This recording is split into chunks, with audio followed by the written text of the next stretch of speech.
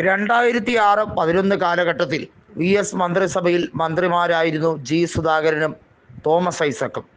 പിണറായി മന്ത്രിസഭയിലും അതായത് 2016 മുതൽ 2021 വരെ അവർ വകുപ്പ് മന്ത്രിമാരായിരുന്നു.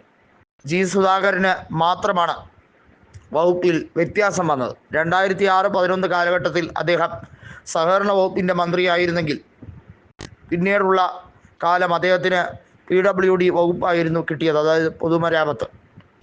എന്നാൽ ജി സുധാകരൻ പൊതുമരാമത്ത് വകുപ്പ് മന്ത്രിയായിരുന്ന സമയത്ത് ഉണ്ടായ നിരവധിയായ പ്രശ്നപരിഹാരങ്ങൾ, അതിനെ തുടർന്ന് വന്ന പിണറായി വിജയൻ്റെ മരുമകൻ കൂടിയായിട്ടുള്ള മുഹമ്മദ് റിയാസ് പരിഹരിക്കുന്നതിൽ വലിയ തോതിൽ പരാജയപ്പെട്ടു എന്ന് പാർട്ടി സമ്മേളനത്തിൽ ഉയർന്നു വരുന്ന പ്രധാനപ്പെട്ട കാര്യമാണ്. അതായത് ഇത്തവണത്തെ കൊല്ലത്തെ പാർട്ടി സമ്മേളനം, അതായത് CPIMൻ്റെ സംസ്ഥാന സമ്മേളനത്തിൽ ജി സുധാകരനും തോമസ് ഐസക്കും കൂടി വാസ്തവത്തിൽ പിണറായി വിജയനെ വരിഞ്ഞു മുറുകി എന്നുള്ളതാണ് വാസ്തവം. ഇനി ഒരിക്കൽ കൂടി പിണറായി വിജയൻ മത്സരിക്കേണ്ടതായി ഇല്ല.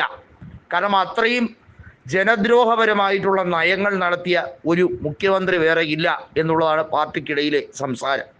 അങ്ങനെ വരുമ്പോൾ പാർട്ടി സംസ്ഥാന നേതൃപദവി, അതായത് മുഖ്യമന്ത്രി സ്ഥാനത്ത് നിന്നും അദ്ദേഹം ഒഴിയേണ്ടതാണ്. എന്നാൽ മന്ത്രിസഭ കാലാവധി പൂർത്തിയാക്കുന്നത് വരെ അദ്ദേഹം തുടരട്ടെ എന്നുള്ള രീതിയിലാണ് ഇപ്പോൾ നയം രൂപീകരിക്കപ്പെട്ടിരിക്കുന്നത്. അതായത് പിണറായി 2026 നിയമസഭാ തെരഞ്ഞെടുപ്പിൽ മത്സരിക്കേണ്ട കാര്യമില്ല, വേണമെങ്കിൽ നേതൃത്വം കൊടുക്കട്ടെ, അതിന് വന്നില്ലെങ്കിലും കുഴപ്പമില്ല എന്നൊരു സംസാരം പൊതു മണ്ഡലത്തിൽ ഉണ്ട്. ലോക്സഭാ തെരഞ്ഞെടുപ്പിൽ പിണറായി വിജയൻ LDFനെ താറുമാറാക്കി എന്നുള്ളൊരു സംസാരം പൊതുവേ ഉണ്ട്.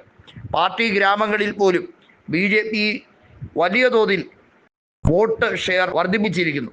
ഇത് വാസ്തവത്തിൽ CPIM തന്നെ BJPക്ക് വടി കൊടുത്തതുപോലെയായി എന്നാണ് CPIMൻ്റെ പൊതുവെയുള്ള സംസാരം.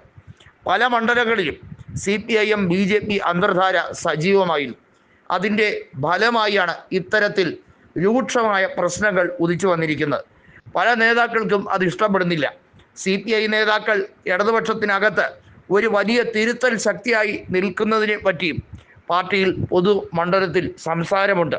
ഇതുൾപ്പെടെ പാർട്ടിയെ വലിയ രീതിയിൽ ദോഷകരമായി ബാധിക്കും എന്നുള്ളതിന് യാതൊരു തർക്കവുമില്ല.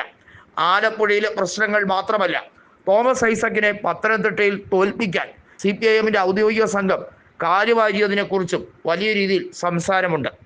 നമുക്കറിയാം, ആലപ്പുഴ ജില്ലയിൽ തോമസ് ഐസക്കിന് വലിയ വേരോട്ടമാണുള്ളത്.